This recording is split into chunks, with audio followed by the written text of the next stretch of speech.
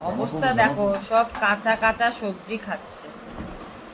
বাঁধাকপি, এটা কি, মূলা, ফুলকপি, ওটা কি কাঁচা পেঁপে, কাঁচা পেঁপে, ফুলকপি, পেঁয়াজটা আবার পড়ে গেছে।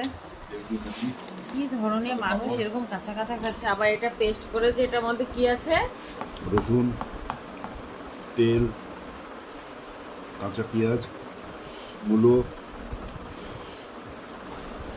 আর মনে নেই কি দিয়েছি, লবণ।